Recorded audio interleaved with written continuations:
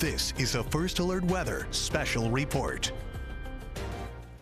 Meteorologist Craig Allen looking out a window that has raindrops on it now. There's kind of a steadier rain developing in the city. It's a little bit heavier too, but for the most part, it's far from the worst that we're going to get. It's going to get steadier and heavier later tonight and on into your Monday morning. And as we take a look outside, we're looking at temperatures that are generally right around the 60-degree mark. This special report is going to show you that the rain is coming on in from the southeast into the northwest and circulating around in a counterclockwise fashion. Look at that. It's completely soaked out there now, and you're going to have to deal with this as we go through the evening hours. Temperatures, as I said, are right around the 50s. There we go, 56 degrees.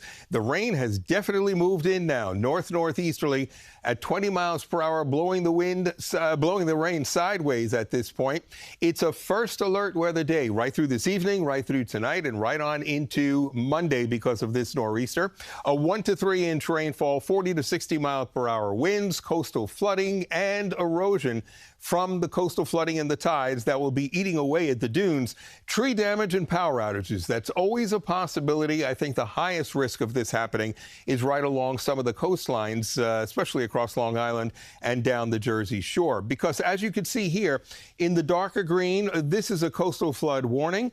It goes from the Sound shore right through all the boroughs, all 5 boroughs that are near the water. You can have some higher than normal tides down the Jersey Shore and all of Long Island. The Connecticut coast is a little bit different. It's a coastal flood advisory. The tidal flooding, the inundation probably won't be as high because the northeast winds are taking the water and blowing it away from the Connecticut coast down over the Sound and over towards the north shore of the island, where it will definitely be worse than what you see along Connecticut's coastline. So heavy rains are likely. This is what we can expect for the next 24 hours, possibly. 40 to 60 mile per hour gusts with the coastal flooding, probably 3 or 4 high tide cycles to go through with coastal flooding, and there will definitely be beach erosion because of that. Next high tide, and we're thinking it's a moderate high tide, possibly major in a few spots. The real low-lying areas like Lindenhurst, like Freeport on the island, like Bayville on the North Shore, and up and down the Jersey Shore. The next high tide is at or a little after the midnight hour. Right now, the tides are going out, fortunately, but they're coming back in, obviously. That's the way it works. And we have a high wind warning in effect in the deeper Brown. That's for the eastern portions of the island out towards the Twin Forks, and then down the Jersey shoreline here, all across the Back Bays and up to about the Garden State Parkway. The rest of the region is a wind advisory. It only has to do with the wind speeds and the criteria that it reaches. So the wind advisory, you're still going to get gusts of 45 miles per hour. The high wind warning, though, in some of these areas here, you can get some gusts up to 60 miles per hour. And that's the reason why there could easily be more damage out across the eastern parts of the island and down the Jersey Shore as well. You're still going to get some damage, tree limbs down, possible wires down in this whole area that is shaded in yellow. Goes all the way back into Pennsylvania. Look how the rain is coming on up. It's moving north while the whole area is shifting to the west. It's moving north faster than it's shifting to the west. And the heaviest is right around from the city out across Long Island. Those are your deeper greens. They're making their way across the Sound, down across or up across the Connecticut coastline. But what's going to happen is this will rotate through, and then later tonight another band around midnight or so will start coming on through. I want you to notice that there have already been some damage reports here, or at least reports of excessive winds and coastal flooding. Let's take a look at this one right here. That is in the Seabright area of Monmouth County. 50 mile per hour wind gusts starting to show up already. And we can go a little bit farther down the Garden State. Harvey Cedars, Ocean County, winds 51 miles per hour already. So this is just the beginning, and there's a lot that we're seeing coming up from Virginia at this point and the Carolinas. And so we've got a long ways to go. Here's your storm. It's right along the outer banks of the Carolinas, and it's continuing to move up towards New Jersey. But then the question is, what does it interact with? Is it going to interact with some of the energy up from the north? The remnants of Jerry are out here, out across the Atlantic right now.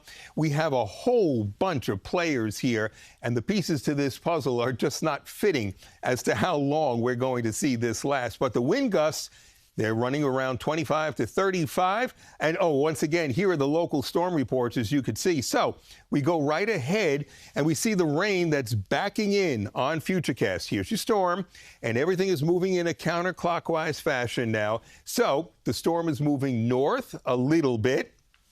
Then you have these areas of bands of rain with a real heavy band of rain that's over the eastern portions of Long Island. This is after midnight, and it swings inland, up and inland, as the low gets to about Wildwood off the south coast of New Jersey. So as that sits there, we then have to wait and see whether or not it's going to just weaken, whether or not it's going to loop, whether or not it's going to just get pushed on out to sea. Those are all questions as to how bad this system is going to be for us later Monday and into Monday evening. How long is it going to last? The longer it lasts, the more high tides, the more damage is going to be done to the coast. I just want you to remember the rain problems. Notice this particular model is dropping the low off to the south once again, possibly as a loop.